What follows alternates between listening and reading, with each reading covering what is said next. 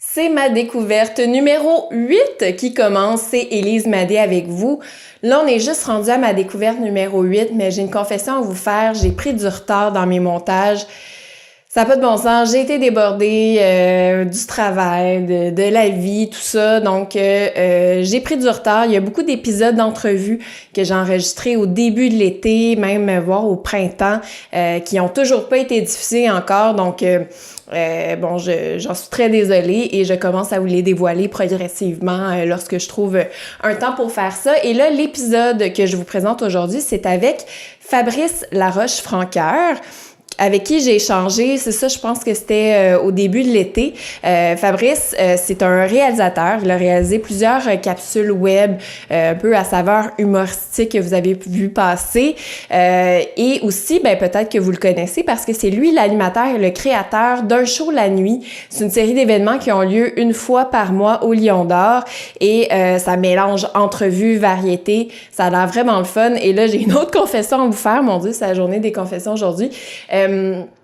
J'ai jamais vu un show la nuit, je l'avoue. J'ai vu des extraits sur Internet. À chaque fois, je mets intéressé sur l'événement Facebook, puis à chaque fois, ça donne pas finalement. Mais là, je donne mon engagement. Ça va être diffusé sur le web. Fabrice, si tu m'écoutes, je vais enfin venir à un show la nuit. Au mois de septembre, je pense dans le coin du 20 septembre, 21 septembre, quelque chose comme ça. C'est avec la magnifique Christine Beaulieu en plus ce mois-ci. Alors, faut absolument que j'y aille et ça a l'air vraiment cool. En tout cas, de la manière que Fabrice m'en parlait dans l'entrevue au moment où on a enregistré l'entrevue ensemble, ça m'a vraiment interpellée, vraiment genre de truc que j'aime voir, que j'aime encourager aussi. Donc bref, Fabrice, il y a toutes sortes de projets. Il va bientôt aussi dévoiler son long-métrage La fumée rose, on sait pas trop quand. Comme je vous disais, il a réalisé des capsules. C'est une personne que j'aime beaucoup, donc j'avais envie de vous le présenter. C'est vraiment une découverte pour moi. Alors voici ma découverte de Fabrice Édouard Laroche-Francoeur. Parce que oui, il y a un long nom, en tout cas, on va en parler longuement, là. Vous allez comprendre.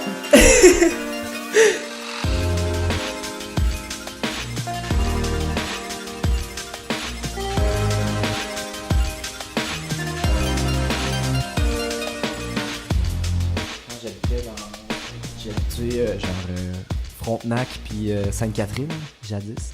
Puis il y avait comme tout le temps une gang, un genre de gang de rue, mais c'était toutes des pauvres, mettons, genre, qui étaient toutes dans la rue. Puis on les appelait la gang de rue. La gang. Attends, comment ça fait ça? J'ai complètement oublié ma joke. En tout cas. Ah, ça avait de l'air bon! C'était bon, c'était vraiment bon. On avait trouvé un super bon nom. C'était un gang désorganisé. Je pense que c'était ça. C'était plus drôle. Mais c'est quoi la joke? Je la comprends Ah non, c'est pas. ça. Non, c'est ça, on disait. Excuse-moi. J'ai tellement chié cette joke-là. Là. C'est parce que je l'ai trop cherché en la disant.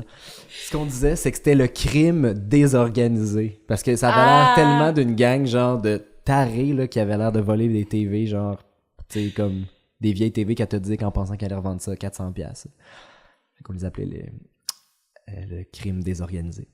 Ça, j'adore ça. Ça, je trouve ça très drôle. Parfait. Ouais, bon. J'approuve. Parce que t'es un humoriste, hein?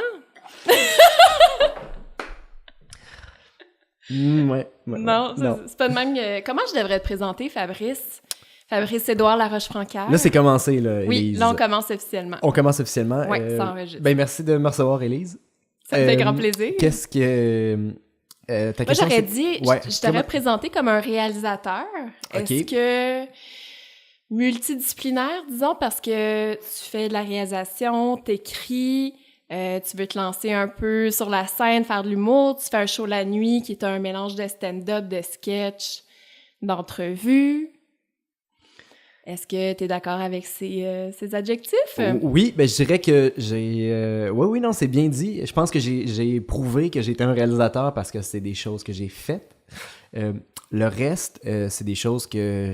En fait, oui, je pense que il y a plein de choses qui m'intéressent.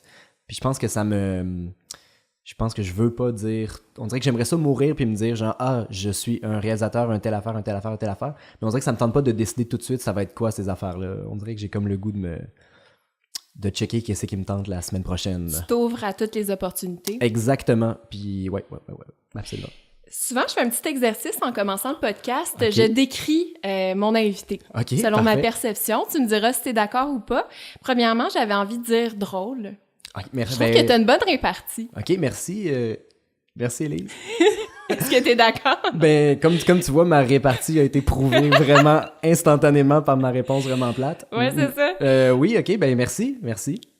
Deuxième adjectif, articulé. OK, ça, c'est la première fois qu'on me le dit. Ah, OK. C'est un peu plate. Maintenant que je te le dis, je suis comme... Non, mais je me suis fait souvent dire que je parlais trop bien. Mais pas trop... Ah. Tu sais, honnêtement, je pense... Non, mais je parle aussi de façon vraiment sloppy, là. Je veux pas dire que je parle trop bien. Mais tu sais, tout mon primaire, mettons, on disait que j'avais un accent français, puis les gens pensaient que j'étais français. Par la suite, j'ai été corrompu. Puis je me suis mis à parler comme la plèbe. Puis... Tu voulais être cool?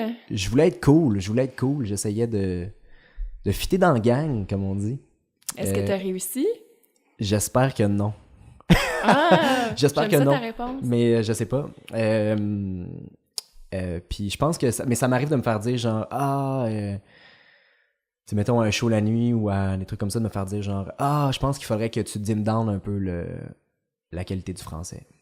Ben voyons donc. Ouais, je trouve ça bizarre aussi. Mais il y a comme un complexe au Québec, là. Je veux pas partir comme dans les... Hey, psychopop, partons là, partons mais là-dessus, je si sais tu pas, veux. il y a un complexe de bien parler. Ouais, vraiment, mais honnêtement, non plus, je pense pas que je parle si bien que ça, là. C'est juste que je fais Mais peut-être plus attention articulé, que... tu sais, oui, c'est dans le sens que tu parles bien Ouais. puis que tu as un accent français. Non, c'est pas vrai, t'as pas d'accent français pardon. Mais c'est que dans le sens que je trouve que t'exprimes bien tes idées. Tu sais, c'est Ok. clair quand tu... Tu sais, par exemple, quand je te voyais réaliser, quand t'avais des indications à faire, tu sais, je trouve que t'es bon quand même pour exprimer OK, merci. tes idées. Encore une fois, ma répartie. Du Sans tonnerre! équivoque. Merci. Là, il va falloir que tu t'améliores un peu. Ouais, non, là. je m'excuse. T'as une heure. Je me réchauffe. Je me réchauffe. Ensuite, profondément créatif. J'ai l'impression que tu peux pas ne pas être créatif. Je te connais pas tant que ça, mais j'ai l'impression que c'est quelque chose qui te nourrit beaucoup la créativité. La création. Vraiment. Oui, j'oserais dire que c'est la seule chose dans laquelle je suis vraiment bon, dans le sens que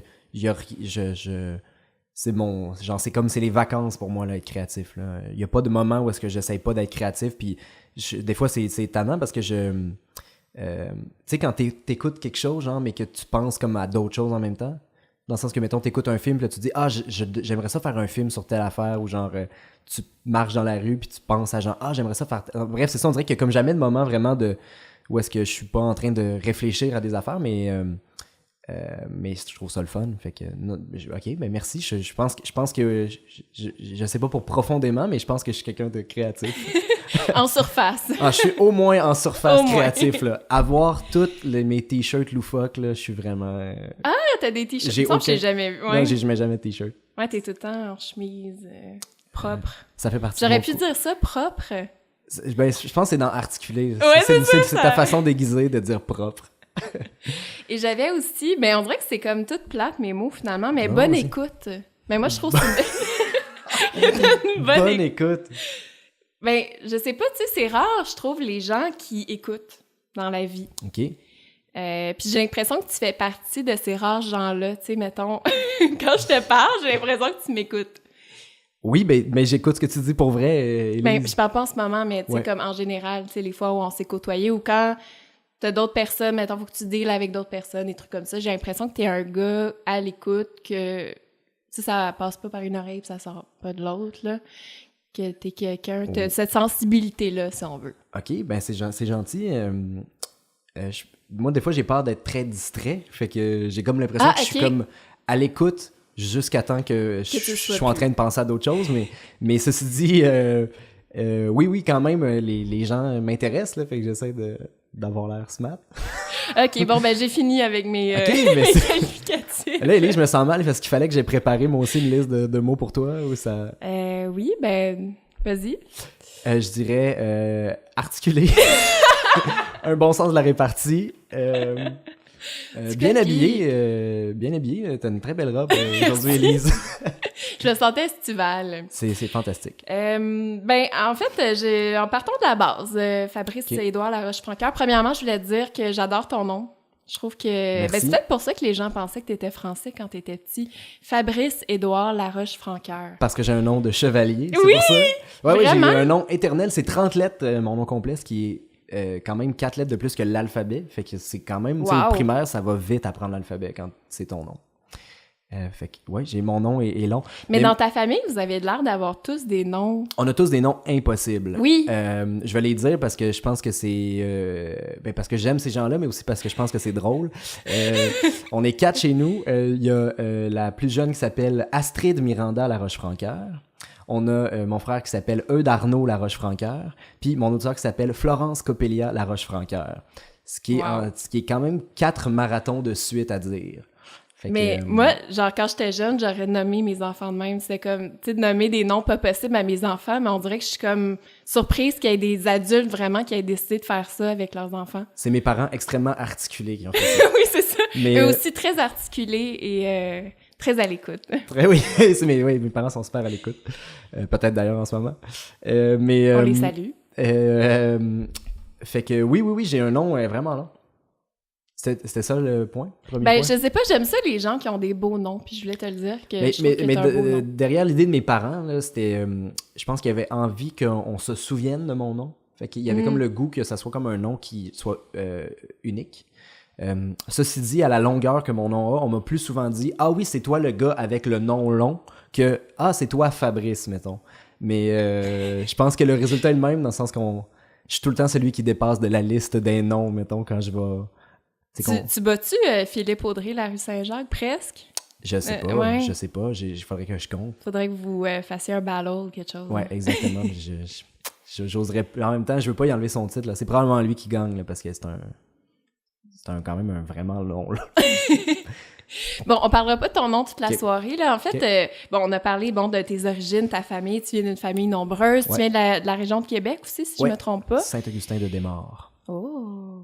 Est-ce que tu viens d'une famille qui est très créative, qui est baignée dans le milieu culturel? Est-ce que c'est depuis que tu es tout jeune que tu es intéressé par le domaine artistique? Oui, vraiment. Ben, en fait, oui. Je suis complètement l'enfant boulanger dans la famille de boulangers.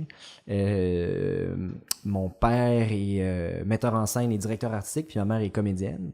Puis ensemble, ils ont une compagnie de production artistique qui s'appelle La Roche-Francoeur. Fait que c'est ça. Je veux dire, c'est même pas original à la limite après ça avoir fait ça dans la vie, parce que c'est juste l'exemple que j'ai eu toute ma vie. Fait que c'est ça. Puis mes frères et sœurs aussi sont tous très dans le domaine culturel et artistique, là. La plus jeune, Miranda, joue dans plusieurs de mes films. C'est une comédienne. Elle est encore au cégep, là, mais elle s'intéresse aussi beaucoup à la direction artistique. Elle est tellement magnifique, en plus. Elle est vraiment magnifique. Là. C'est dommage que ça soit... Je l'ai vue dans tes films, puis j'étais comme « wow ». C'est dommage que ça soit un podcast, parce que c'est pour vrai aller la stalker. Là. Elle est vraiment belle. Je vais mettre les liens sur le site web, ladécouverte.ca. Fait que oui, il y a ma petite sœur Miranda. Il y a Eudes qui est à Toronto, puis il vient de terminer après 4 ans, et il a étudié en jeu comédie musicale. Fait que c'est un acteur-chanteur, compose de la musique, entre autres pour mes films. Puis Coppelia, qui est elle aussi à Montréal. Puis elle est moins, je dirais, performeuse, mais en fait, je dis ça, c'est pas vrai. Elle travaille sur une émission qui s'appelle Les Dessous féminins, entre autres, qui est une émission féministe à CIBL. Pas CIBL, voyons... ouais, parce que c'est parce que je suis pourrissime dans les noms de radio, là. C'est ISM? C'est ISM, exactement. Okay. Ben je vais écouter ça m'intéresse. C'est super bon, honnêtement. Elle est vraiment bonne, puis super cultivée. Puis elle s'occupe aussi depuis quelques années déjà d'un truc qui s'appelle les Filministes. Puis c'était la première édition de leur festival cette année. C'est un festival de films féministes. Donc c'est ça. Ça, c'est ma sœur. Et comment tu te situes par rapport à ta famille? Tu sais, est-ce que depuis que tu es tout jeune, tu développais des projets artistiques avec eux ou tu faisais tes trucs de ton côté? Comment c'est né, en fait, ta passion plus concrètement?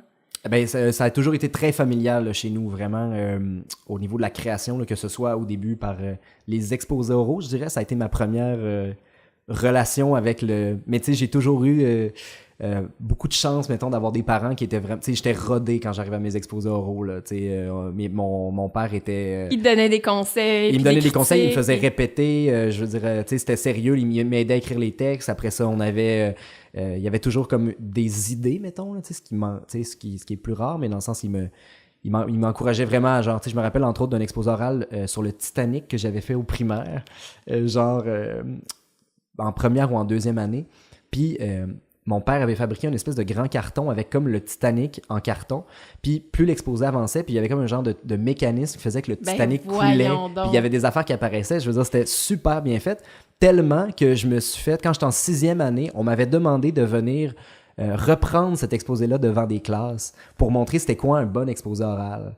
Fait que, tu sais, ça, c'est vraiment le début de ma carrière de performeur. De performeur, je veux dire.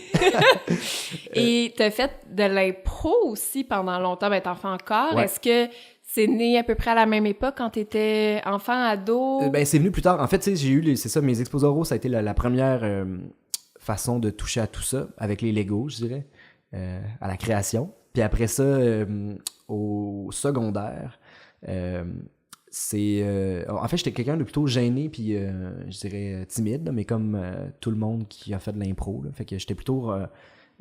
j'étais pas extraverti comme personne. Puis, est arrivé l'improvisation. En fait, ma mère faisait de l'impro quand elle était plus jeune, puis elle avait joué la LMI dans le temps, qui était comme la LNI pas des ados, mais des jeunes adultes. Puis, bref, elle m'a encouragé à faire de l'impro, mais je savais pas du tout c'était quoi, puis j'ai commencé à en faire au secondaire. Puis ça a changé ma vie, mais tu sais, vraiment, là, tu sais, c'est vraiment passé de genre... pas cool à cool, mais tu sais, pas cool, genre, on s'entend, là, cool. Cool pour Fabrice, cool par rapport à ce que je suis content d'être, là, mais... fait que ouais, ça m'a vraiment quand même dégourdi, je dirais, là. Et est-ce que ça te sert encore aujourd'hui dans la création de tes projets? T'as-tu toujours un peu les mêmes réflexes qu'en improvisant? Vraiment, l'impro est pour vrai, je dois tellement de choses à l'impro, là. Ça a vraiment été la meilleure école pour beaucoup de choses. Je dirais jusqu'au cégep, après ça, en arrivant en fait, premièrement, l'impro, c'est que ça te permet d'avoir des cercles sociaux, peu importe où est-ce que tu vas. Fait que quand je suis arrivé à Montréal pour étudier à Concordia, je connaissais pas tant de monde que ça, mais je connaissais les gens d'impro, puis tout de suite, j'ai été accueilli dans une ligue à la Limonade, une place où je joue encore. Puis, je veux dire, c'est comme 30 amis, comme ça, tu sais, fait que t'arrives puis t'as comme des contacts, des gens qui sont artistiques souvent, qui font un peu des choses qui te ressemblent. Fait que ça, c'est de un, c'est comme vraiment gros, là. Puis de deux, ben c'est sûr que c'est comme toutes les skills qui viennent avec, qui se développent. Puis ta bonne répartie, entre autres, comme on a pu le constater. Merci, Élise. Merci. Mais oui, c'est ça, c'est vraiment, ouais, c'est ça, t'as le cerveau qui spinne tout le temps super vite. Puis c'est ça, mais en même temps, tu sais, il y a comme un moment, j'ai pris 2 ans de pause d'impro, ce qui est quand même jeune pour prendre une pause d'impro. D'habitude, on dirait que c'est quelque chose que tu fais plus tard, mais j'ai arrêté complètement ou presque complètement d'en faire pendant 2 ans. Puis là, c'est la première année que je retourne à l'impro. Je suis retourné un peu par hasard, puis finalement, genre, en ce moment, si on me disait, Fab, tu vas faire de l'impro tous les soirs, je dirais oui, là, tu sais, c'est comme... c'est une drogue un peu, ou? Je sais pas si c'est une drogue, mais tu sais, c'est vraiment... Je veux dire, c'est comme le jeu parfait, parce que quand t'es rendu avec de l'aisance en impro, tu sais, t'as rien à préparer, puis tu as des places, des fois, il y a des places où il n'y a pas beaucoup de spectateurs, mais il y a des places où il y a beaucoup de spectateurs, puis tu sais, je veux dire, t'as du succès comme si t'avais préparé ça il y a full longtemps, tu sais, mais c'est l'affaire Ben, une bonne blague en impro, on dirait que ça arrive fois 1000. Ben c'est tellement surprenant parce qu'on sait que c'est pas scripté. C'est ça. Oui, c'est ça, puis c'est comme le cirque, tu sais, genre, tu sais qu'il y a pas de filet, fait que genre, quand ça se plante, c'est un cauchemar, mais quand ça marche, c'est comme tellement impressionnant parce que c'est des vrais humains qui viennent de dire ça en ce moment, qui font vraiment cette affaire-là. Qui a saisi le moment puis l'opportunité de le dire. Ouais, exact. Fait que c'est ça, fait que c'est comme en même temps, c'est comme des shots d'adrénaline un peu, genre, le monde me trouve drôle, tu sais, puis j'ai rien préparé. Fait que, tu sais, c'est comme, je veux dire, c'est constamment stimulant. Tu l'as mentionné tout à l'heure, tu as étudié à Concordia, à l'université. C'est quoi qui a orienté ce choix-là? Tu voulais vraiment faire du cinéma pur et dur à cette époque-là, quand tu t'es rentré à l'université? Ben en fait, j'ai fait comme... quand je suis sorti du secondaire, j'ai fait mes auditions à Saint-Hyacinthe. Je voulais comme devenir... en fait, je savais que je voulais réaliser, mettons, dans la vie, que je voulais faire... Tu sais, que le derrière m'intéressait, que je voulais écrire, etc. Je savais pas... je me doutais que le devant m'intéressait à cause de l'impro. Puis là, donc j'ai fait mes auditions à Saint-Hyacinthe, j'ai pas été accepté, puis après ça, on dirait que ça a comme été dans ma tête, ah ben dans le fond, je suis pas fait pour faire ça dans la vie, ou je sais pas trop. Tu sais, c'était comme pas mon... Je sais pas. Je me suis dit, ah ben dans ce cas, je vais me concentrer sur d'autres choses. Là, je suis rentré au cégep en cinéma, j'ai comme tout de suite réalisé des petits... On réalise vite des affaires, fait que j'ai comme pris goût à ça, puis après ça, ça a été un peu un hasard, dans le sens que je voulais rentrer en cinéma à Montréal, fait que j'ai envoyé mes trucs à l'UQAM puis à Concordia, puis j'ai envoyé ça à Concordia, en fait, un peu comme genre... Ben, tant qu'à ça, je vais l'envoyer à Concordia aussi, mais tu sais, je serais jamais prêt à Concordia. Fait que genre, mais tu sais, ça va me prendre un plan B si je suis pas prêt à l'UQAM. Finalement, ben, j'ai eu la chance d'être pris aux deux places. Puis. Ah oui, t'as été accepté à l'UQAM. J'ai été accepté à l'UQAM. Je suis pas allé à l'UQAM. Pourtant, tu sais, je veux dire, ça aurait été le choix logique, justement, pour l'impro, etc. Tu sais, mais la lettre de Concordia est arrivée, puis j'étais comme un peu genre, hein, je pensais comme pas être accepté. Puis après ça, je suis venu à Montréal pour mon. C'était pourquoi? C'était pour genre il y avait comme une entrevue dans ce temps-là à l'UQAM quand tu voulais rentrer en cinéma. Oui. Fait que je suis venu pour l'entrevue en cinéma. Puis j'en ai profité pour aller voir Concordia, voir à quoi ça ressemblait les locaux. Puis je me suis juste promené dans Concordia. Ça doit être bien plus beau que l'UQAM. Ben, là, je veux dire... mais les locaux de cinéma, c'est pas qu'ils sont si extraordinaires, mais tu sais, c'est comme 2 étages, hein, puis ils ont comme leur ambiance. Fait que tu sais, les casiers sont comme des pellicules, puis il y a comme le gros logo Mel Oppenheim, puis il y a comme une espèce d'affaire de genre... C'était l'été, fait qu'il y avait comme personne dans les corridors, puis je me promenais là-dedans, puis j'avais comme l'impression, comme j'étais comme... Puis ce coin-là de la ville aussi, tu sais, le centre-ville, on dirait que de partir de Québec, j'avais l'impression de déménager à New York, là, fait que j'étais comme, c'est ici que je veux être, là, tu sais. Puis l'anglais aussi est un gros argument, parce que j'ai un anglais... idiot, je dirais. Fait que j'avais comme le goût... Non, mais j'avais comme le goût de devenir meilleur en anglais. Là. Fait que c'était quand même l'occasion aussi d'apprendre l'anglais en condensé. Là. Puis une fois que tu as sorti de l'université, qu'est-ce que tu as fait? Ça a été quoi tes premières expériences? Ben honnêtement, la sortie de l'université, c'était comme ça a comme été l'affaire la plus facile, je dirais, des 5 dernières années, dans le sens que t'es tellement comme encore dans l'énergie de l'école, avec les gens de l'école, etc. Fait qu'on dirait que les affaires sont arrivées, puis... honnêtement, j'ai eu la chance. Mon père m'avait... j'ai fait un film avec mon père, entre autres. Là, mon père avait été... on lui avait demandé de faire un film sur François de Laval, parce qu'il travaillait beaucoup avec justement, voyons, le milieu catholique de Québec. Parce qu'il est super érudit, mon père, en tout ce qui est religieux. En art religieux, etc. Fait que bref, il travaillait avec eux autres. Puis là, il y avait eu un film, il fallait qu'il fasse un documentaire sur François de Laval, un film de 50 minutes. Puis c'est une des premières affaires, je pense, que j'ai faites, mettons, dans l'année et demie suivant ma sortie. C'était comme super stimulant, c'était comme un moyen métrage de 50 minutes sur un sujet que je connaissais pas tant que ça, puis qui était comme finalement je veux dire, c'est comme ben c'est ça, c'est historique, mais c'est comme déguisé, là, quand même. C'est comme... c'est l'église catholique, fait que c'est une commande, mais il reste que j'avais full de liberté, puis c'était avec mon père, etc. Fait que ça m'a permis de travailler, puis de vivre, puis en même temps, il y a eu plein de petits projets. Des courts-métrages, surtout? C'est comme ça que tu as commencé, principalement? Ouais, les courts-métrages, je les ai surtout faits à l'école. Après, j'en ai fait un ou deux de plus, mais ça s'est surtout fait à l'école. Fait que, mais ça, c'est comme le bout du travail que tu fais un peu comme pour apprendre puis continuer... mais c'est pas ce qui m'a permis de vivre, mettons, ces années-là. Là. Puis, un show la nuit, là, ça arrive quand dans ton parcours? C'est toutes des bonnes questions, Élise. Je parle-tu trop? Est-ce que je parle trop? Non, vraiment pas. Moi, c'est ça que je veux, c'est que tu parles. Là, si je parle trop sur des... Faut que tu me le dises, Élise, là, parce que sinon, je vais te partir sur des dérapes. Un show la nuit, ça, en fait, ça part... en fait, quand j'ai arrêté de faire de l'impro, je me disais, genre, j'ai le goût d'arrêter de faire de l'impro pour voir ce que l'impro, ce que ça m'apporte, mais justement, mettons, le sentiment immédiat de succès, puis de voir que tu peux faire rire le monde, etc. Je vais voir si ça crée pas un vide en moi, ce manque de performance-là. Puis c'est ce que ça a fait.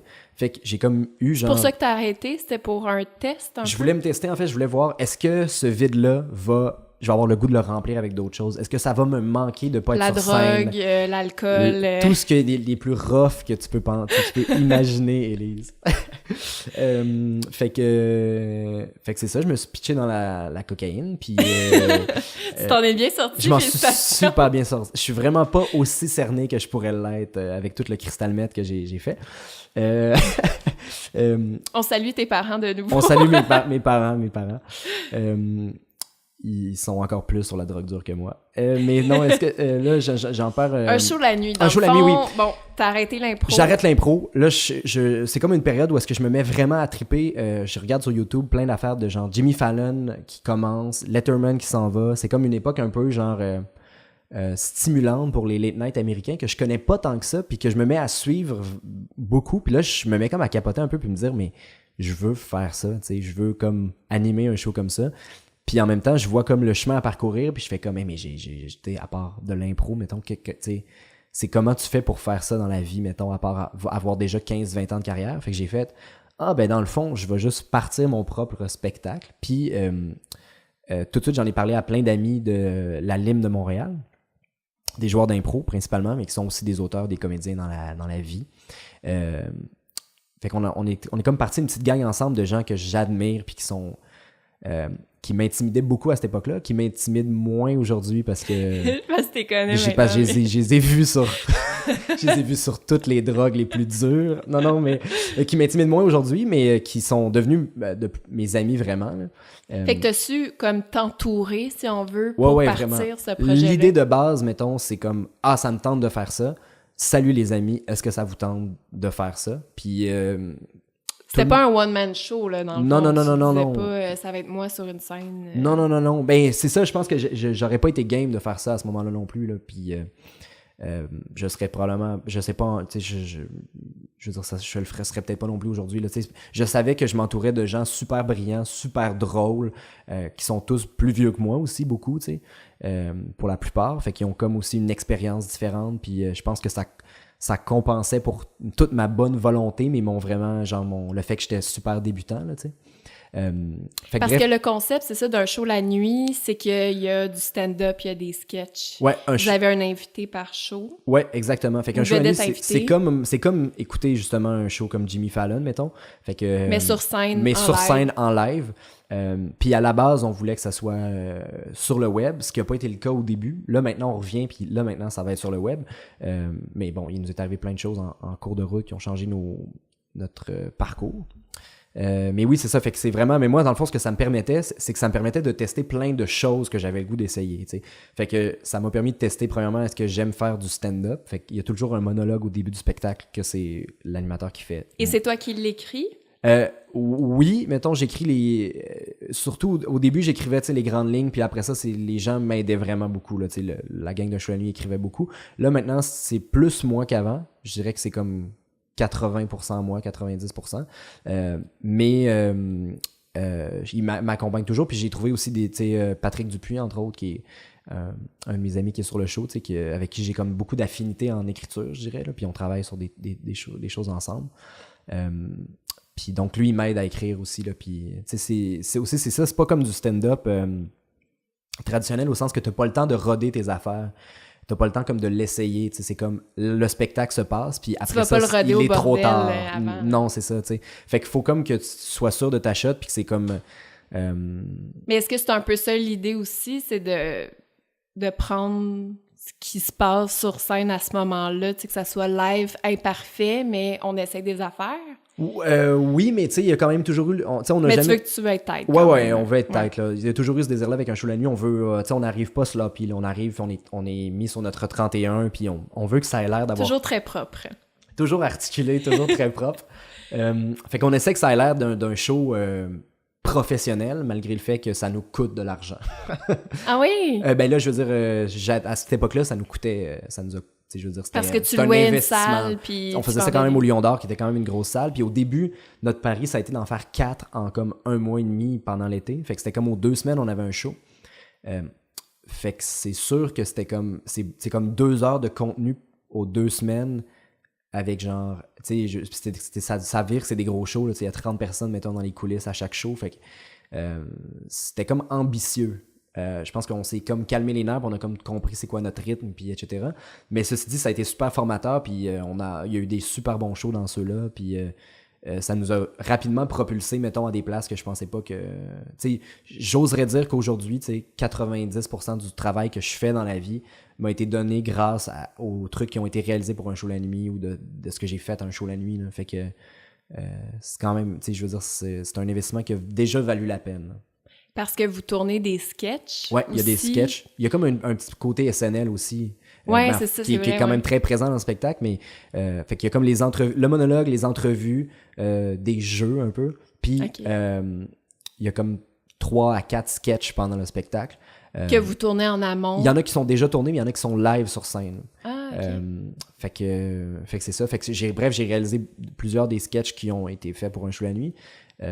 Mais vraiment la partie sketch, c'est vraiment là où est-ce que les amis brillaient beaucoup parce que il y a des super bons auteurs de sketch là. Fait que moi honnêtement ça c'est la partie que j'étais moins responsable, mais c'est pas toi qui as réalisé les 100 commentaires? Oui, la série de capsules, parce qu'il y en a qui ont été quand même virales là-dedans. Oui, on a eu ça a été en fait c'est ça qui nous a propulsé. C'est ça qui nous a propulsé. Mais c'était hot, là, j'ai réécouté hier, puis je riais. En fait, le concept, c'est de lire des commentaires en lien avec des nouvelles. C'est assez simple comme concept, mais ça marche parce que vous les faites interpréter par toutes sortes de personnalités, de comédiens. Non, c'est comme une idée de... Tu sais, je prends pas le crédit du tout de cette affaire-là. On était plusieurs à avoir imaginé cette affaire-là. Celle avec Xavier Dolan, il y a des milliers de visionnements, il y a des centaines de milliers de visionnements. Vraiment. Mais le format marche bien, tu sais, c'est comme un format super simple, mais ça a tout de suite cliqué. Puis en fait, le premier qu'on a fait, c'est avec Annette Garant, que Mathieu Bouillon, qui est dans l'équipe, connaissait. Puis elle l'a fait, puis elle était désopilante. Là. Moi, je la connaissais pas personnellement à ce moment-là, mais... C'est parce que c'est des vrais commentaires qui ont tellement pas de bon sens. C'est des vrais commentaires, c'est tellement savoureux. C'est une super bonne actrice qui t'interprète ça d'une façon... Vraiment, tu sais, bonne fête, Marie-Mé. Ça me fait encore rire à ce jour. Là. Fait que, bref, c'est ça, il y avait Annette Garant, puis Catherine Brunet, c'était notre première invitée. Puis Catherine a vu le spectacle. En fait, Catherine a aimé l'expérience, visiblement, parce que maintenant, elle fait partie aussi de la gang de comédiens maison. Puis, elle a invité Xavier à venir. Fait que Xavier, en fait, a vu le 100 commentaires d'Annette Garant, puis il était venu, je pense, là, c'est là que je sais plus s'il était venu déjà à ce moment-là ou s'il est venu après, mais il a full aimé ça, puis c'est lui qui nous a demandé est-ce que je pourrais faire un 100 commentaires. Fait que, tu sais, nous autres, au bout de 2 shows, tu sais, il y a comme le téléphone qui sonne, c'est genre, ah ouais, c'est Xavier Dolan qui aimerait ça faire un 100 commentaires. Nous autres, on était comme, ben, c'est sûr que oui, là, tu sais, je veux dire, c'était déjà une grande vedette internationale à cette époque-là. Fait que bref, on en a fait un, puis je veux dire, il était hilarant, puis ça a été viral. On a genre 5000 vues en Russie, là, ce qui sert à rien. Ce qui est comme... Sûrement qu'ils comprenaient pas vraiment non plus. Mais Xavier a des fans partout, là, tu sais, des gens qui sont vraiment addicts. Fait que c'est ça, c'est ça qui a fait, en fait, que rapidement, on a réussi à remplir nos salles, tu sais. C'est ça qui a attiré l'attention. Tu parlais de Xavier Dolan, mais vous attirez souvent des gros noms quand même. Un show la nuit, vous avez eu Marie-Pierre Morin, Anne Dorval. Là, vous allez avoir Evelyne Brochu dans quelques semaines. Ouais. Est-ce que c'est ça? Est-ce que c'est un peu le buzz autour d'un show la nuit qui te permet d'attirer ces noms-là, ou est-ce que c'est des amis? C'est un mélange de tout ça. Dans le cas de Marie-Pierre, on la connaissait pas du tout à ce moment-là. Maintenant oui, là, j'ai pu tourner un peu avec, mais non, c'est ça. Je pense que au bout de 4 shows, Xavier nous avait fait assez parler de nous pour que on sache que des gens étaient intéressés à voir les possibilités pour la télévision. Fait que on a comme tourné comme le 5e show, ça a comme été un pilote télé. Puis là, c'est là qu'on a reçu Anne Dorval, etc. Puis à partir de ce moment-là, il y a beaucoup de choses qui se sont passées, là, qui sont dans les coulisses de tout ça. Mais ce qui a été vraiment cool, c'est que ça a été pour nous une super bonne carte de visite. T'sais, le pilote avait été réalisé par Jean Lamoureux, qui est comme un réal genre qui a fait toutes les premiers Star Academy, puis genre les shows de Céline, etc. T'sais, c'est vraiment un gars brillant. Puis bref, c'est qu'on avait une super belle carte de visite avec Anne Dorval, Xavier qui venait faire un sketch désopilant sur ce truc-là. Fait qu'après ça, ça a été facile de genre envoyer le truc puis faire « Hey, seriez-vous intéressé à le faire? Voici ce qu'on a déjà fait. » Puis là, les gens étaient comme « Ok, oui, ça nous fait rire. » Puis vous essayez pas de nous voler notre numéro de carte de crédit par courriel. C'est qui, lui, qui m'écrit un courriel? Puis même, on a eu plein, on a approché plein de monde, genre, qui vont éventuellement venir, j'en doute pas, puis que ça a juste pas donné encore, parce que on a eu ces 5 shows-là, puis après ça, on a comme été bloqué un peu pendant un bout de temps pour en faire d'autres. Puis finalement, on a comme recommencé à en faire un par-ci. Là, les rendez-vous du cinéma québécois nous ont invités, là, on a refait un autre, là, on a refait un autre. Puis là, c'est vraiment maintenant qu'on recommence vraiment. Là. On en fait 6 là, jusqu'en novembre, fait que c'est un par mois jusqu'en novembre. Est-ce que ce projet-là, ça ressemble un peu à un projet parfait pour toi, pour ta personnalité? Dirais-tu, un show la nuit, là, ça me représente bien? Oui, je pense que ça représente vraiment je pense que c'est peut-être une des affaires que j'ai fait qui a le plus d'affaires que j'aime en même temps. C'est les amis, c'est genre, c'est l'humour, c'est le côté impro, en même temps super préparé, tu sais, on dirait qu'il y a de tout là-dedans. Fait que oui, clairement, c'est le meilleur match pour moi. Puis des affaires le fun à réaliser, tu sais, même si je pense qu'en réalisation, c'est moins ça c'est-à-dire que c'est moins ma passion ultime, réaliser des... Mais ceci dit, c'est... Ouais, vraiment, là, c'est comme... J'en reviens comme pas encore qu'on ait l'occasion de faire ça, puis qu'il y a des gens qui nous suivent. On a vraiment pas un fanbase immense, là, parce qu'on n'a pas fait tant de shows que ça, mais c'est aussi comme une école. Ça se construit aussi. Ça se construit, c'est ça. Puis là, je pense qu'en y revenant plus sérieusement, on a de la chance, là, parce qu'on a toujours le buzz, mais en même temps, on a comme... on a de l'expérience aussi. C'est vraiment... Pour moi, ça a été comme... Ça l'est encore, c'est une super bonne école, là. J'apprends à chaque fois, puis je pense que je m'améliore à chaque fois. Fait que, ouais. Allez voir ça. Mais Allez voir. Non, oui, venez voir ça pour vrai. Il faut, premièrement, il faut remplir nos salles. Deuxièmement, c'est vraiment... Je pense que c'est vraiment des belles soirées, là. Je regrette tellement parce que j'avais acheté un billet pour venir avec... C'est ça, toi, t'es jamais venu, là. Puis j'ai choqué. T'as choqué. Ben, j'étais supposée venir avec Annie, avec qui t'as déjà travaillé. Absolument. Annie Reeves, on la salue. Salut Annie. Si elle écoute ce podcast. Puis il y avait une tempête de neige, puis... Oui. C'était le show de Marie-Pierre, ça? Je pense que oui. Oui, mais on a puis eu... là, on était comme... Les deux, on avait nos billets, puis on était comme... Ouais, mais il y a eu beaucoup d'absentéisme cette fois-là. Ouais. On a pris les présences, puis on a été déçus. Mais oui, c'est le soir d'une tempête de neige. Je suis déçue d'avoir manqué ça parce que, tu sais, j'ai vu des extraits, tu m'en parles, puis je trouve ça extraordinaire comme projet, là, tu sais. Ben, c'est vraiment fin. Mais oui, puis en plus, le spectacle de Marie-Pierre Morin. Marie-Pierre Morin a été pour vrai une de mes invitées préférées, là. Je veux dire... était tellement... T'as pas de filtre, premièrement, fait que ça devait être... Elle a pas de filtre, puis c'est tant mieux quand on y en met pas, parce que elle est vraiment désopilante, là. C'était vraiment, vraiment, vraiment drôle, puis... non, c'est ça, ça a été comme un fit inattendu, mais comme immédiat là, avec elle à un show la nuit. C'est quoi tes ambitions pour ce projet-là? Tu sais, là, tu parles, bon, vous en faites jusqu'au mois de novembre. Ouais. Est-ce que tu aimerais ça aller plus loin? T'as-tu d'autres projets en lien avec ça? Tu peux peut-être pas en parler, je sais pas. Ben là, on commence à diffuser les shows... on commence à diffuser des versions du show sur le web cette fois-ci. Là, on a comme décidé qu'on y allait à fond. Ça vaudrait la peine de garder des traces de ça au moins. Oui, puis je pense que ça peut être... je pense que c'est bon pour nous... Ben en fait, c'est parce que souvent les gens trouvent que ça a l'air cool un show la nuit, mais ils savent pas c'est quoi, parce que c'est vraiment... À la base, ça a été comme surtout un show en salle. Fait que nous, maintenant, là, le but, je pense, c'est juste de montrer ce qu'on fait le plus possible là, sans bâton dans les roues. Ceci dit, si on a des projets avec le projet en tant que tel, oui, je pense qu'on a des ambitions avec ce projet-là. Je pense qu'on est moins... je pense qu'on était très pressés avant, puis je pense qu'on était très genre... Vous vouliez des résultats. On voulait des résultats, puis on cherchait des stratégies, puis nanana. Puis là, maintenant, je pense qu'on a plus le goût de faire ce qu'on veut, puis d'amener le bateau, genre, petit à petit, mais... de moins se garrocher sur genre sur l'excitation de se dire ça pourrait être un show à la télé ou etc. T'sais. Je pense que ça serait malade que ça soit un jour à la télévision. Je sais pas si je pense que ça en fait. Est-ce que la télé est prête à ça? Ben là, ça faut demander à la télé. Je pense que les gens aimeraient ça. Je pense que ça serait super populaire. Puis je dis pas ça parce que je suis dedans, je dis ça parce que je connais les gens qui sont dedans. Puis c'est ça. Fait que je souhaite vraiment que ce soit à la télé, vraiment. Mais ça sera n'importe où. Pour vrai, ça resterait sur le web, ça ferait juste être en salle. C'est tellement des moments qui valent la peine. Je serais pas déçu, peu importe qui arrive avec ça.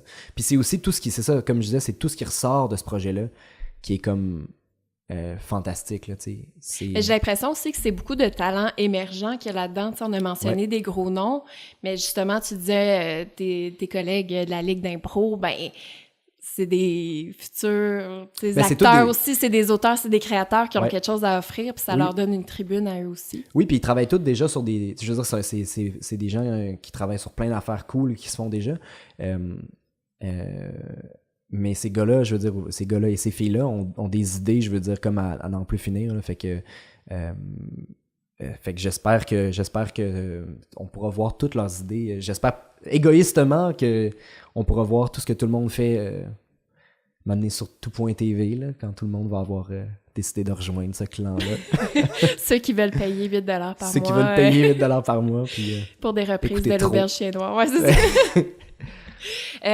T'as glissé tout à l'heure que la réalisation peut-être moins, ça me ressemble moins finalement. Honnêtement, Élise, j'étais sourd à ce moment. Non, les gens vont penser que je suis vraiment vraiment drogué et alcoolique, mais en fait, je fais ni un ni l'autre. Là, je bois même pas d'alcool dans la vie, fait que soyez rassurés. Tu bois même pas de café, je pense? Ouais, mais là, c'est juste parce que je bois pas de café. Là, c'est pas comme... pas d'alcool, pas de café, quand même. Non, puis je bois pas de thé non plus. Je suis vraiment anti-liquide, en fait. Idéalement, le moins je suis hydraté, le mieux je me porte. Ouais. Qu'est-ce qu'on disait, donc? Tu disais que j'avais glissé... Oui, c'est ça. C'est ça. Parce que t'as réalisé des capsules web pour certaines boîtes de production, tout ça, puis là, tu t'es rendu compte que peut-être que ça te rejoignait moins. En faisant l'exercice, en faisant quelques expériences comme ça, tu te disais, ouais, non, finalement... en fait, c'est plus... oui puis non, dans le sens que ça m'intéresse, mais... T'arrêtes pas de main, là. Non, c'est ça, puis je veux continuer à en faire, etc. C'est juste que c'est... honnêtement, je sais pas comment l'exprimer. C'est comme si... je pense que j'aime ça avoir de la liberté, en fait, quand je crée. Je pense qu'un show la nuit me donne ça. Je pense que mon projet de film, là, dont j'imagine que tu vas... Oui, c'est sur ma liste de questions. Spoiler ça tantôt. Je voulais pas spoiler ta liste de questions. Mais oui, c'est ça. Bref, j'aime ça avoir de la liberté. Puis il y a des places où est-ce que j'ai de la liberté, des places où est-ce que j'en ai moins. Puis c'est sûr que j'aime moins ça, en avoir moins. Mais ceci dit, je travaille bien. Engagez-moi, là, je travaille très bien en équipe. Là, puis j'ai du plaisir. Honnêtement, je pense que j'ai du plaisir. J'ai du plaisir à faire plein de projets, mais je suis pas nourri de la même façon intellectuellement, mettons. Les contraintes, mettons, ça va pas nécessairement te stimuler. Les contraintes me stimulent, mais pas être contraigné. Dans le sens, ok, ouais, c'est différent. Ça me tente pas de me faire dire non pour des raisons que je juge non pertinentes. Ceci dit, je comprends qu'il y a des contraintes dans la vie, puis je travaille. En même temps, ça me stimule les contraintes. Là, j'aime ça qu'il y a des. Je trouve ça challengeant de me dire genre ok, ça c'est les barèmes, puis c'est ça qu'il faut respecter. Mais c'est évident que j'aime pas ça me faire dire que genre on peut pas faire telle affaire parce que raison. On nommera pas de nom là. Non, mais pour vrai, il y a pas de nom à nommer là. Non, mais c'est ça. C'est moins ce qui t'allume, disons, au quotidien là. Tu te réveilles pas le matin en disant je vais faire... Non, mais puis en même temps, j'ai été quand même vraiment chanceux là. Cet hiver, j'ai beaucoup fait avec Vlog. Puis, les capsules web de l'émission Vlog à de l'émission Vlog. C'est un peu, justement, c'est un show... J'ai failli faire un dégât. Pour ceux qui sont en studio avec nous, j'ai failli renverser un verre d'eau. Oui, des capsules Vlog, bref, c'est ça, c'est un truc qui est arrivé avec un show la nuit. Ils ont vu les 100 commentaires, ils m'ont invité à venir faire un 100 commentaires avec la gang de Vlog l'année passée. Puis là, c'est comme ça qu'on s'est rencontrés, dans le fond, tous ces gens-là. Puis j'ai commencé à travailler avec eux, surtout comme réalisateur. Puis ça a été... c'est comme le fun, parce que c'est comme le genre de contexte où est-ce que t'as juste assez de liberté. Il y a des contraintes, évidemment, qui viennent avec une boîte comme TVA, mais il y a quand même il y a quand même un désir de faire rire. Il y a quand même un désir à chaque fois de faire quelque chose De nouveau, de puncher. Non, mais je veux dire, ils veulent quand même faire des bonnes choses, là. Oui, ça va quand même dans des tales assez surprenantes.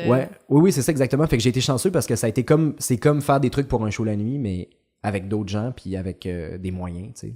Fait que, non, je peux pas me plaindre de rien, là, sincèrement. Là. J'ai du plaisir partout. Puis je pourrais pas faire des rencontres comme toi, Élise, si je faisais pas des projets comme ça. C'est dans ce contexte-là qu'on s'est rencontrés. Exactement. Là, je battrippe un peu parce qu'il y a plus de lumière rouge. Peux-tu juste checker? Ça te dérange-tu? Pas en tout. Oh my God, je suis tellement pas professionnelle. Pour vrai, Élise, là, en ce moment, pour ceux qui sont pas avec nous, Élise... en fait, je dis tous ceux qui sont pas avec nous, mais c'est personne d'autre est avec nous en ce moment, fait que ça vous concerne tous, là. C'est la première fois que ça arrivait. J'ai eu un problème pendant l'enregistrement avec ma GoPro. Donc bref, je fais jamais ça, mais je profite de cette petite pause qui n'était pas voulue pour vous encourager à aller sur mon site web madécouverte.ca. J'y mets des contenus, des articles de blog sur...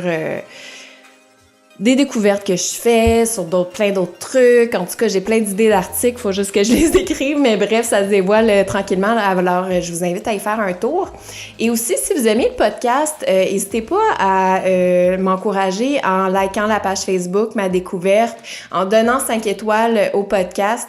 Tous les podcasteurs que j'écoute demandent à leurs abonnés de mettre des étoiles à leur podcast. Ça a l'air que c'est super important. Alors, si vous avez le temps de juste mettre un petit 5 étoiles dans iTunes, ça serait vraiment apprécié de faire un tour aussi sur la chaîne YouTube et tout ça. Donc, bref, j'arrête ce moment d'interruption et de malaise et on retourne à cette magnifique entrevue, quand même, avec Fabrice Laroche-Francaire. Je la voyais plus. C'est reparti. C'est reparti de retour de la pause, Élise. C'est le moment où tu as le droit de dire que je ne suis pas une bonne podcasteuse. T'es une super bonne podcasteuse. Ta GoPro, en revanche, c'est une mauvaise podcasteuse. Il y a eu un petit problème technique, c'est de retour. Puis il faut dire aussi que la salle de bain... J'ai essayé d'aller à la salle de bain d'Élise, puis la porte se barre de l'extérieur sans qu'il y ait personne à l'intérieur. Ce qui est comme... ce qui était tough, en fait, parce que c'était comme de l'ouvrir, tu sais. Oui! C'est peut-être les nains de jardin qui jouent des mauvais coups. C'est probablement comme les petits lutins de Noël, là, tu sais, qui... Oui, c'est probablement ton étrange collection de nains de jardin partout dans l'appartement. Qu'est-ce qu'on disait? Ah oui, c'est ça. Je me souviens là, on parlait de... Bon, la réalisation, taille ça, on a compris. C'est pas ça que j'ai dit, c'est pas ça que j'ai dit. Au contraire, j'adore la réalisation, là. Je serais vraiment... Honnêtement, je suis béni des dieux d'avoir commencé par ça, puis de pouvoir continuer à en faire.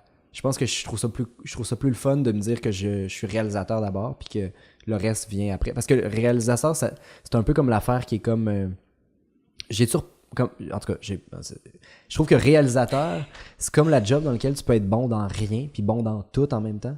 Dans le sens que t'es comme bon dans ce que tu veux, puis après ça, tu trouves du monde qui sont bons dans les choses qui complètent tes talents, tu sais. Puis je trouve que c'est comme une bonne place pour commencer la création, tu sais, la réalisation. Je trouve que c'est comme... puis ça fait bien avec ma personnalité de... Je trouve que j'ai comme la...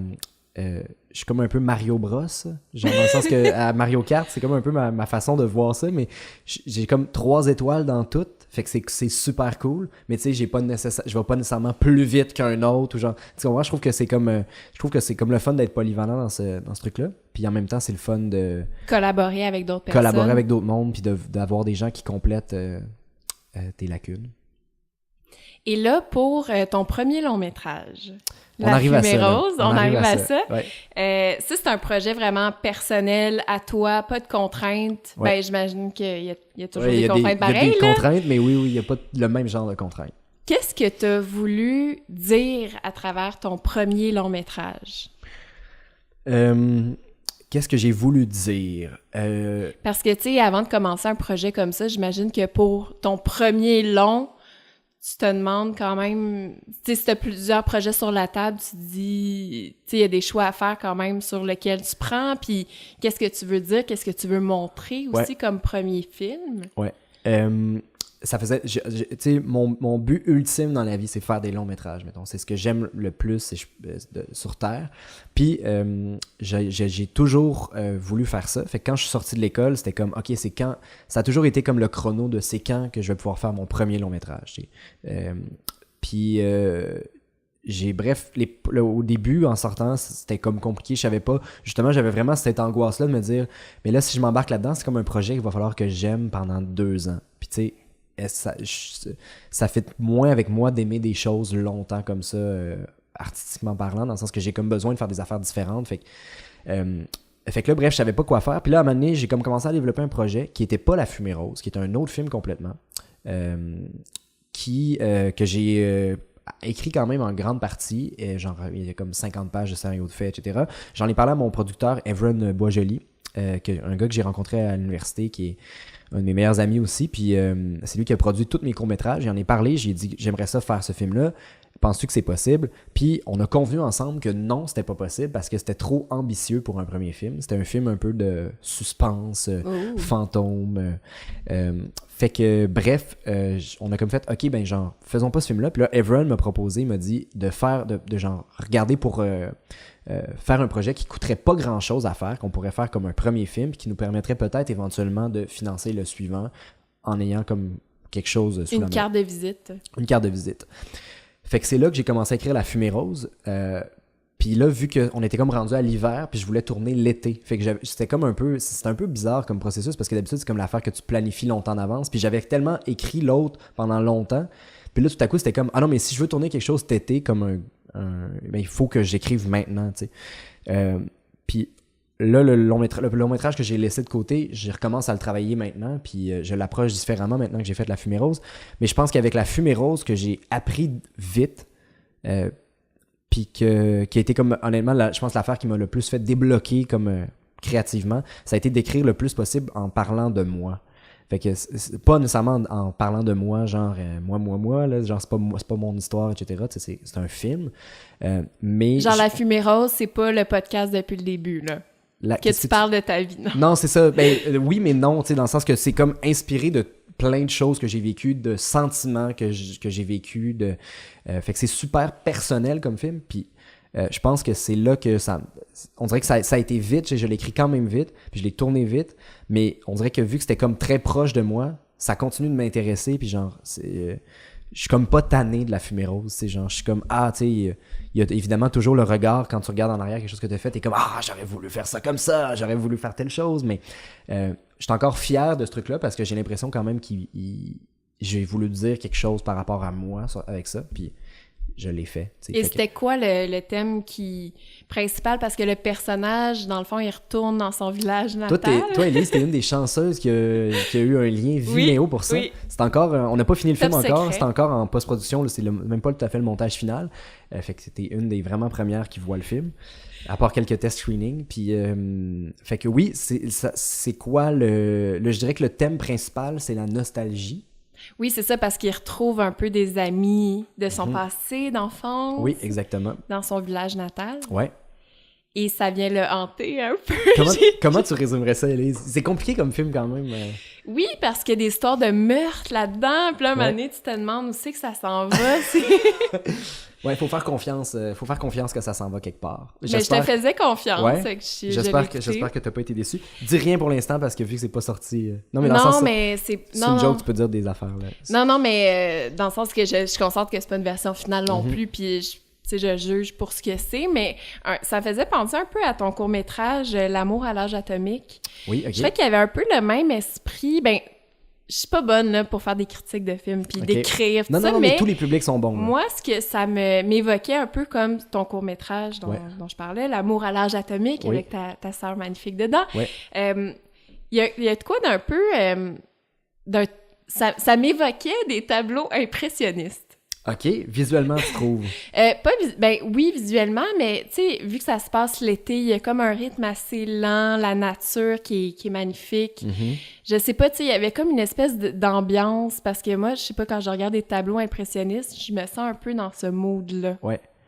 Ben, c'était un peu le désir avec ce film-là. Non, absolument pas, parce que le désir de ce film-là... c'était de... j'ai vu un film que j'ai vraiment beaucoup aimé qui s'appelle Inherent Vice de Paul Thomas Anderson, qui est un film que tout le monde haït, avec raison. Puis toi, tu l'as aimé. Mais moi, j'ai été captivé par ça. Je l'ai haï la première fois que je l'ai écouté, puis après ça m'a comme hanté. Puis là, je l'ai réécouté, puis je l'ai réécouté, je veux dire, un nombre de fois vulgaire. Puis je l'ai regardé, je veux dire, sans son. Je l'ai regardé j'ai juste écouté l'audio. Genre, t'étais obsédé. J'ai vraiment, c'est un des rares films dans ma vie qui m'a obsédé à ce point-là. Puis ce que j'aimais de ce film-là, puis il y a des clins d'œil à Inherent Vice, là, je veux dire, dans les costumes de certains personnages, il y a des affaires comme ça, mais c'est quand même loin d'Inherent Vice. Mais ce qui m'a vraiment inspiré, c'est une entrevue avec Paul Thomas Anderson qui en parlait après, qui disait que lui, il écoutait, genre, lui, ce qu'il aimait dans les films, c'est pas l'histoire, parce qu'au bout d'une semaine, ce qui est vraiment mon cas, je me souviens jamais de l'histoire des films. Genre, je m'en fous de ce qui se passe dans les films. Ce qui reste, c'est comme le sentiment que ce film-là m'a apporté. Ah oui, ben... Puis dans Inherent Vice, c'est ça l'idée, c'est que l'histoire est un labyrinthe incompréhensible, mais tu veux comme écouter la scène suivante tout le temps, fait que tu te poses pas trop de questions, t'écoutes, mais c'est comme de feeling en feeling, puis tu ressors de là vraiment... je pense que quand tu réussis à t'abandonner à ça, il y a comme vraiment une expérience que tu as vécue. Puis c'est un peu le but, mettons, avec ce film-là.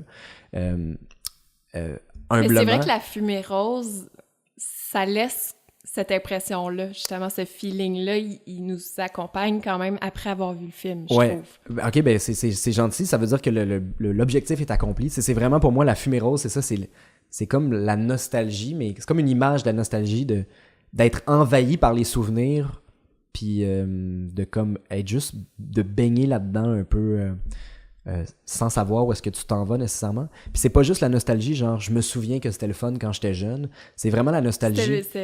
C'était meilleur dans le temps. C'est ça, c'était meilleur dans le temps, c'est pas ça, c'est plus la nostalgie de je pensais que la vie, genre je suis nostalgique du moment où je pensais que la vie serait différente dans le futur. Pour moi, c'est vraiment ça, c'est vraiment l'idée que genre quand on devient adulte, c'est peut-être ma crise de 20... Je l'ai écrit dans ma crise de la 25e. C'est peut-être au moment où est-ce que La fameuse crise de la 25. Est-ce que je suis le seul à vivre ça, Élise, ou t'as vécu ça aussi? Ben moi, je viens d'avoir 25 ans, fait que je suis un peu dedans. Bonne chance. C'est la pire année du monde. C'est la pire année de ta vie. Moi, je suis rendu à 26, puis je m'en suis sorti. Ah ouais, il y a un gros écart d'âge entre nous deux. Oui, là, vraiment, non, mais t'as tellement plus d'expérience. Au mois près. Ouais, c'est ça. Non, mais moi, j'ai quand même eu beaucoup de questionnements à 25 ans, dans le sens que... juste beaucoup de moments de je pensais que les choses allaient être différentes quand j'allais être plus vieux, puis finalement, les choses sont pas comme ça. Puis c'est Parce que le mieux début comme de la ça. ventaine, t'es un peu confronté à ça, puis rendu à 25, tu te dis, OK, mais On dirait que où je m'en vais, dans le fond? Ouais, on dirait que le début de la vingtaine, t'es comme porté par genre, je suis à l'école. Je suis jeune. Je suis jeune. Tout est devant moi. Ouais, j'ai le temps. Puis à 25, tu fais... j'ai full le temps encore, là, tu sais, ça serait niaiseux de dire que j'ai pas vraiment le temps, mais genre, faut quand même que je veux dire, j'ai le goût de faire des choses, j'ai le goût déjà d'avoir 55 ans, là, tu sais, j'ai le goût d'avoir déjà la liberté que j'aurais plus Liberté tard, 55. Liberté 55, je parle pas de retraite, je parle vraiment de liberté de création, mais genre j'ai le goût d'avoir comme déjà fait des affaires pour que le monde me fasse confiance pour en faire, puis je pense que c'est un peu ça la frustration d'avoir 25 ans. Mais en même temps, c'est ça. Mais finalement, tu sais, cette crise-là se termine par quand même le constat de genre, OK, c'est quand même vraiment le fun aussi. Genre, l'échelle est le fun à monter. Tu sais, je sais pas, je suis à quel barreau, là, mais il y a du plaisir dans l'anonymat, puis dans dans l'excitation. Tout est encore possible. Tout est encore possible, puis tu peux faire ce que tu veux, puis tu peux faire encore 1000 erreurs, fait que ça te permet aussi de commencer plein de nouveaux projets que je pense que quand t'es plus vieux, t'as pas le courage de faire. Faut le faire maintenant. Faut le faire maintenant. Sauter. Ceux qui sont dans un avion en ce moment, là, puis qui veulent sauter en parachute, là, sauter. Faut avoir le parachute. Faut avoir le parachute. Fait que c'est un film que t'as autofinancé. Tu parlais de ton producteur. Est-ce que vous êtes allé chercher des fonds quand même pour faire ce film-là? Non, on n'a pas tellement eu le temps parce qu'on avait déjà soumis le film précédent, comme on avait soumis des versions scénario. Fait qu'on a comme pas tant eu le temps. Je l'ai fini, puis j'avais le goût de le faire, puis je me suis dit qu'on pouvait vraiment le faire avec pas tant d'argent, puis j'ai un producteur merveilleux qui était game d'investir. On est plusieurs à avoir investi un peu. Il y a moi, il y a Simran Dewan, le directeur photo. On a mis un peu du nous, mais c'est vraiment Evren qui a fait la grosse partie du travail. C'est lui qui permet que ce film-là existe. Fait que c'est ça. Fait qu'on a Mais tu t'es entouré de tes amis quand même pour que ça soit possible. Ouais. C'est comme un show la nuit, ça a vraiment été... OK, genre, c'est qui ces amis-là, puis qui a le goût de faire ça, puis je pense on était tous à la même place. On a le goût, c'est notre premier film ou c'est notre deuxième long métrage, puis on a tous le goût de donner notre temps à ça. Là. Ça a quand même été un long tournage pour un film pas financé, là, fait que il fallait que les gens soient game. Oui, il y a beaucoup de lieux, beaucoup de personnages. Honnêtement, c'est ambitieux, puis je regrette d'une certaine façon parce qu'il y a des affaires que j'ai écrites que je suis comme... c'est comme j'aurais aimé ça avoir tellement plus de budget pour les faire là, il y a des scènes de poursuite, il y a il y a de l'action, il y a de la... mais en même temps, ceci dit, je trouve qu'il y a comme je suis comme regarde là, ça c'est mon premier film, c'est charmant, je trouve, de se dire que... Mais c'est vrai qu'il y a quelque chose d'un peu charmant dans le fait que tu dis ouais, c'est ça, c'est comme c'est presque du série B des fois, mais à un moment donné, on a comme embrassé cette affaire-là, ça fait partie du truc, puis aussi dans ce film-là, il y a comme tu dis, il y a comme mais c'est le personnage de Miranda, justement, qui le résume vraiment bien au début du film et qui dit elle parle d'un livre, puis elle dit genre on pourrait croire que c'est une histoire, que c'est un film que c'est un livre policier, mais en fait c'est une histoire d'amour. Puis c'est vraiment ça pour moi le film, c'est-à-dire que toute l'affaire policière qui est comme supposée être le centre de l'histoire est tellement pas importante au final. C'est pas ça le film, fait que c'est comme... Mais quand on apprend c'est qui le meurtrier, là... Ah ouais? Okay. Non, mais je sais pas, je peux pas vivre ce moment-là vu que je le connais par cœur, mais... Ouais. Mais c'est l'amour, parce qu'il y a comme des anciennes femmes de sa vie un peu qui... Ouais, il y a comme c'est l'amour de plein de façons, c'est l'amour de sa famille, l'amour avec sa sœur, l'amour avec l'amour comme un peu de jeunesse rempli d'illusions, l'espèce d'amour, amitié, il y a comme plein de sortes d'amour, fait que c'est comme plus à propos de ça le film. Puis après ça, ben c'est comme, mais checker, il y a comme une histoire de police. Puis là, ouais, il y a une histoire de police. Ah, ok, mais... c'est pas important l'histoire de police. Mais je pense que bref, c'est ça fit qu'on n'ait pas eu tant d'argent pour le faire parce que on s'en fout que ça soit bon ou pas bon l'histoire de police, c'est juste assez divertissant pour qu'on écoute puis que je pense qu'on parle d'autres choses à travers ça. Là. C'est ça, là on parle d'un film qui est pas sorti encore, qui est même pas... Qui sortira peut-être jamais, Élise. Ben non, je sais pas comment ça. Non, mais c'est sûr qu'il va être vu quelque part, je sais pas encore où, mais... C'est ça, c'est à voir, à confirmer. Un jour, peut-être, les gens qui nous écoutent vont savoir de quoi on parle. Exactement. Ça fait déjà une bonne heure qu'on parle. C'est pas vrai. Ben là, OK, merci beaucoup, Élise. Élise. Ça fait 10 minutes. Donc, on va terminer avec une tradition de ma découverte, un petit questionnaire. Je suis super angoissé. OK. Une découverte que tu as faite sur toi-même dans la dernière année. OK, fait que là, c'est comme... Je comprends ton concept, là. C'est comme, tu vas dire... C'est pas des questions... Non, c'est ça, tu vas dire une découverte que blablablou, c'est ça? Oui, okay, c'est ça, j'essaie de reformuler... Non, mais je juge pas le concept, là. J'essaie de voir dans quoi je m'embarque. Fait que, OK, une découverte que j'ai faite cette année. Sur toi-même. Sur moi-même. En fait, ça va c'est par rapport à ce que j'ai dit tout à l'heure, mais je pense que j'ai découvert que c'était toujours mieux de commencer par parler de soi, mais quand tu crées quelque chose, en tout cas, en ce moment, pour moi, c'est plus simple, puis je pense que c'est plus... que ce soit pour des jokes ou pour genre un film sérieux, j'ai l'impression que c'est toujours quand même le meilleur résultat quand tu pars quelque chose qui est sincère pour toi, tu sais. Puis genre, je l'ai expérimenté beaucoup dans les derniers temps en écrivant justement plus des monologues d'humour. Puis je faisais lire mes affaires à des gens, puis ils me disaient, tu sais, ça c'est drôle parce que c'est vrai, puis ça c'est pas drôle parce que c'est pas vrai. C'est trop loin. C'est trop loin de toi, puis je pense que c'est vrai que ça... que mettons, que t'arrives pas à livrer les choses qui sont pas vraies pour toi aussi bien que celles qui sont vraies pour toi, t'sais. Fait que je pense que ça serait... C'est vrai, on n'a même pas parlé de ça, de ton côté... t'aimes pas nécessairement le mot, je te sens assez critique par rapport au milieu de l'humour. Moi? Non, mais... mais c'est quelque chose qui t'intéresse quand même, le stand-up, plus à l'américaine. Ouais. Mais en fait... C'est quelque chose que tu explores en ce moment. Ouais. Je pense que j'aime pas... parce que j'en fais vraiment pas encore... assez pour m'auto-appeler comme ça, puis c'est un mot humoriste que je trouve Galvaudé, peut-être un peu? Pas tout le temps bien utilisé, ouais. Ouais. Je pense qu'il y a des appellations qui m'interpellent plus que ça, personnellement, dans ce que j'aime faire. Fait que c'est pour ça. Mais ouais, j'essaie d'aller vers ça aussi tranquillement. Là. Ça m'intéresse. Tu t'essaies des trucs sur scène? Ouais, j'essaie des petites affaires tranquillement.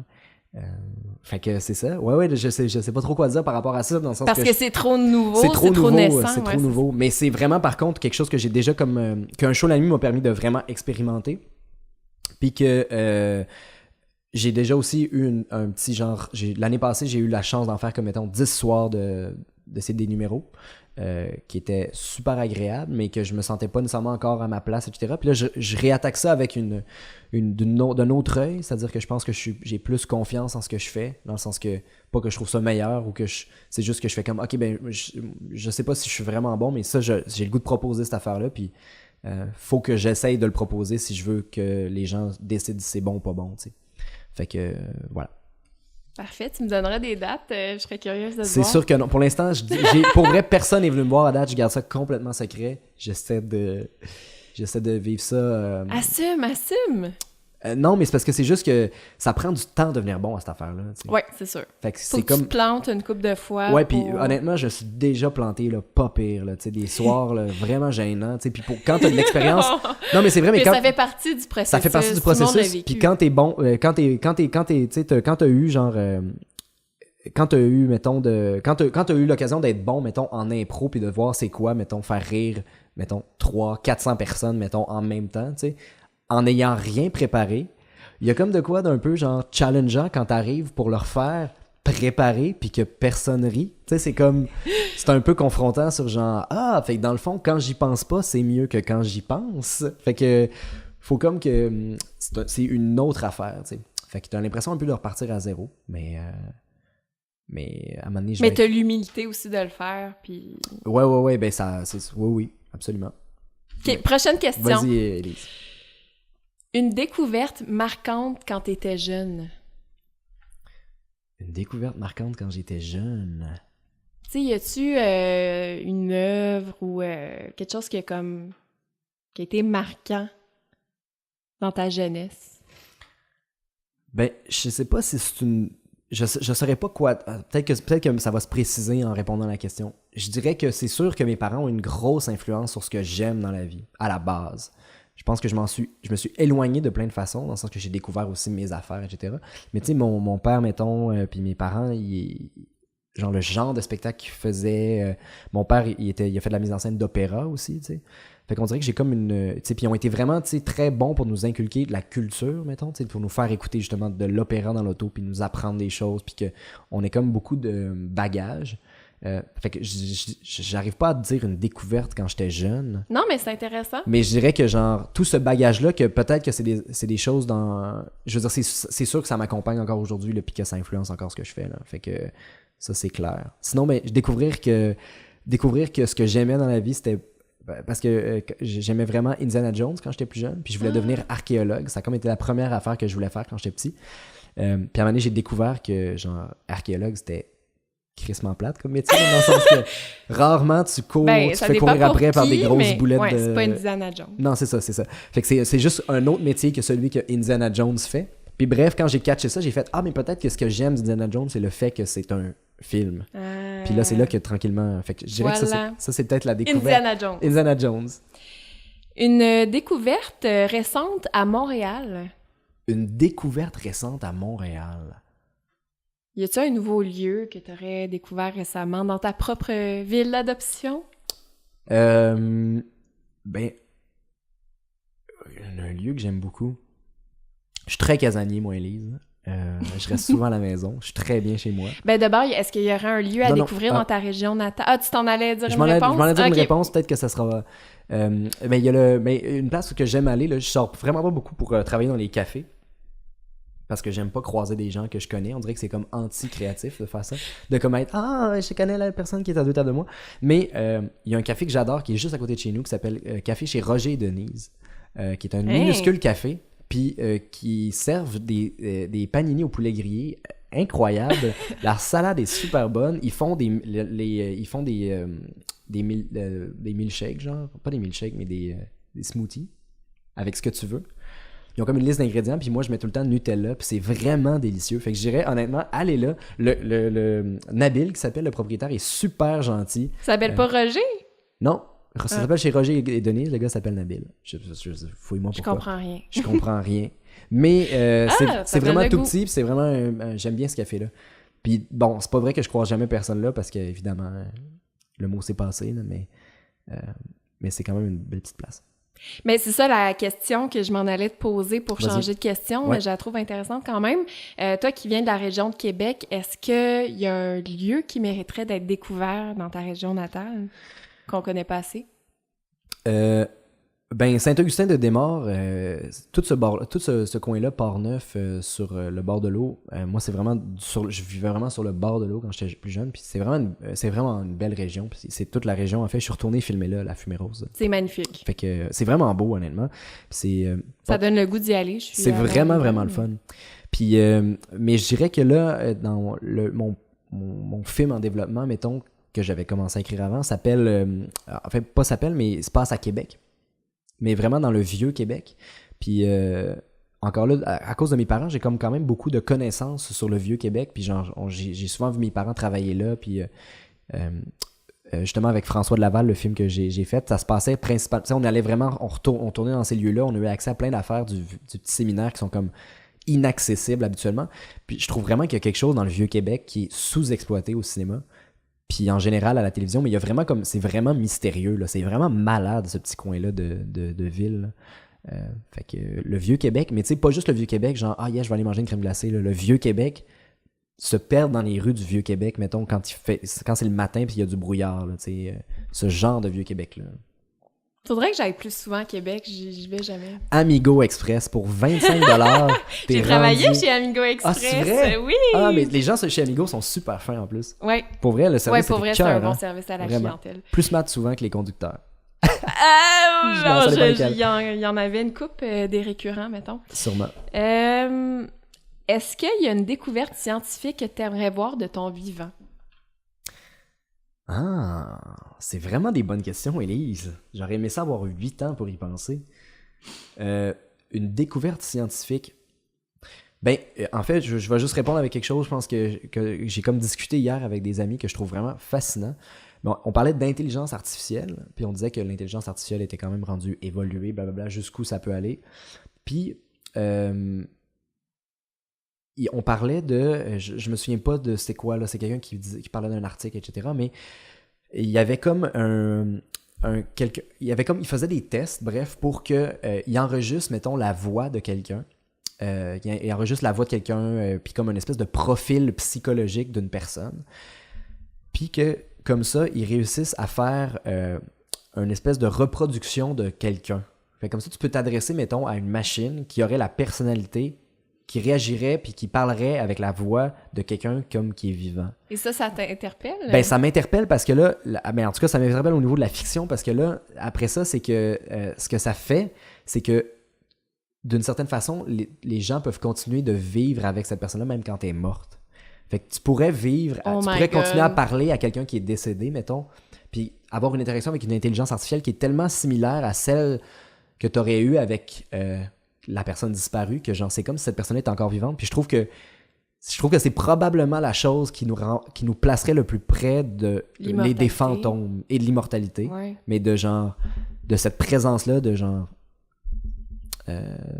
ouais, en tout cas, fait que je trouve ça vraiment fascinant, ça. Mais c'est comme renier le fait qu'on soit mortel, tu sais, c'est comme de pas accepter la mort de quelqu'un d'autre ou notre propre mort, de vouloir vivre au-delà de notre corps matériel, c'est comme... Mais je trouve que dans cette affaire-là, il y a comme quelque chose de...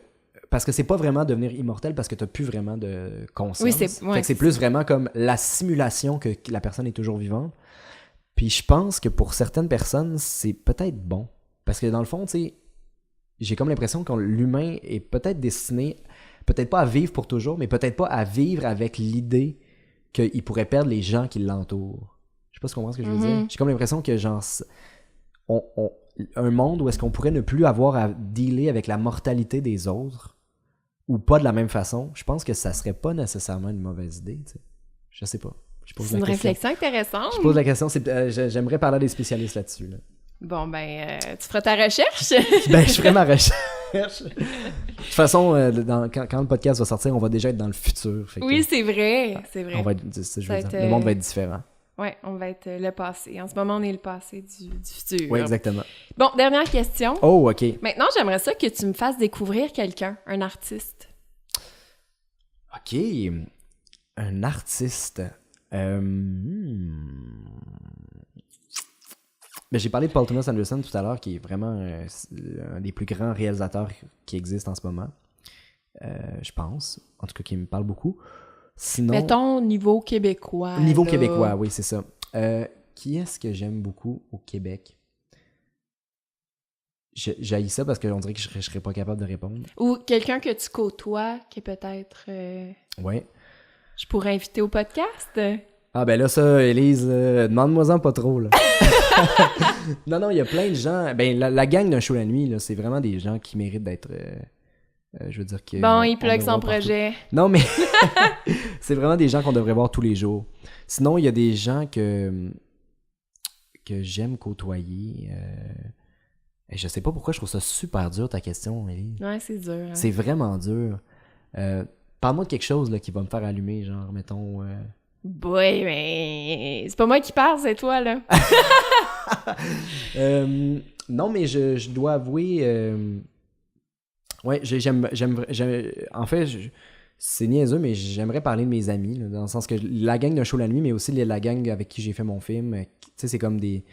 je suis chanceux parce que j'ai toujours les mêmes gens qui me suivent dans tous mes projets, tu sais, puis même des gens en cinéma qui m'ont aidé pour un show la nuit, pour les tournages, les affaires, puis des gens d'un show la nuit qui m'ont aidé pour des films, fait que tu sais, je suis comme chanceux parce que j'ai l'impression d'avoir une famille de création, tu sais, puis ça a pas de prix, sincèrement. Puis j'espère sincèrement que tous ces gens-là, ceux qui sont pas déjà des célébrités, le deviennent parce que c'est vraiment des grands talents. Fait que je dirais surveiller, je vais nommer des noms. Ouais, name drop Je vais name dropper. Je vais dire Evren Boisjoli, le producteur de mon film, qui a produit tous mes trucs, qui revient de Cannes, justement, qui a produit un court-métrage qui s'appelle Fauve de Jérémy Comte, qui a comme fait le tour du monde, là, qui a gagné un gros prix à Sundance. Simran Dewan, le DOP de mon film, qui est un être, en plus d'être un ami fantastique, qui est plein de talent, mettons, puis probablement un des meilleurs DOP que le Québec va avoir porté. Antoine Rivard-Nolin, qui est mon ami de longue date. Je vais continuer de nommer, je m'en fous. Je vais utiliser toute ta bande passante, tout ton rouleau de cire pour nommer mes amis. La musique commence déjà, la musique de fin, ouais, je me fais pousser comme dans un gala, ouais. Antoine Rivard-Nolin qui joue le premier rôle dans mon film. Il est excellent. Merci, mais il est vraiment excellent, ce gars-là. Puis il va avoir vraiment une belle carrière. Puis j'ai eu la chance de faire mes films. Il a des beaux yeux aussi. Il a un beau regard. Ok, ben, tu l'inviteras, Élise, à ton podcast. Je veux dire, hey, tu sors avec. Il est super bon pour vrai. Puis j'ai fait de l'impro avec dès mes débuts, etc. Fait que on se connaît depuis longtemps. Sinon, toute la gang de Un show la nuit. Puis là, je vais tellement en oublier. Fait que c'est gênant, là, mais... je les ai toutes nommées tantôt, là. Ben oui. Fait que ces gens-là, je les aime. Toute la gang, ça oublie personne, ça. Non. Fait que, puis sinon, au niveau international, je dirais réalisateur Paul Thomas Anderson. Stand-up, en ce moment, John Mulaney, de loin, un des meilleurs qui fait des jokes dans le monde. Puis là, un autre domaine... Je dirais qu'en peinture... Non, j'ai aucune connaissance là-dedans. Bande dessinée... Bande dessinée... Ah ben, Lewis Trondheim, moi, ça a toujours été mon préféré. Ok, je connais pas. Je suis pas... C'est bien correct. Pas dans bande dessinée. J'ai toujours aimé Lewis. John Farr aussi, c'est bon. Mais c'est là, tout le monde... Les amateurs de BD... ça, personne nous écoute en ce moment. Non, c'est ça. Mais là, les amateurs de BD, en plus, c'est les pires. Là, ils vont me dire, genre... tu sais, c'est trop grand public, là. En tout cas, bref, là, peut-être que c'est rendu plate, là, Élise. Qu'est-ce que tu veux que je dise? Ben moi, je sais qu'est-ce que je veux dire. Merci pour ta générosité. Merci d'avoir accepté de venir au podcast. Ben, ça fait tellement plaisir. Merci à toi de l'invitation. Pour vrai, j'étais enchanté de recevoir cette invitation. C'est un honneur que je te fais. Si t'es honnête avec toi-même, Ben non, c'est vraiment un honneur que tu me fais. Vraiment. Mais merci. Puis on va suivre tes projets. Je pense que dans les prochains mois... déjà, je pense que si je te recevais dans un an, il y aurait plein d'autres affaires à parler. Fait que je te réinviterai. Ben, avec grand plaisir, oui. J'espère que j'espère, ça passe vite quand on fait des choses, tu sais. Il y a des affaires qui apparaissent puis qui disparaissent, puis c'est le fun. C'est fou. J'ai vraiment de la répartie. Ouais, vraiment. OK. J'ai moi, coupé le début. Longue vie à ton podcast, moi, c'est ça que je veux dire. Merci. C'est vraiment le fun d'avoir des vraies conversations qu'on peut écouter de gens. Vraiment. Oui, oui. J'espère que c'est le fun. Écrivez-nous. Ah ouais, qu'est-ce qu'on peut t'écrire? J'ai une adresse courriel. OK, bon. Élise ma découverte @gmail.com. Écrivez-nous. Écrivez-lui, elle écrit des super beaux courriels. Hey, merci tout le monde. Merci. Ça finit plus, cette histoire-là. Ça finit plus. Interminable.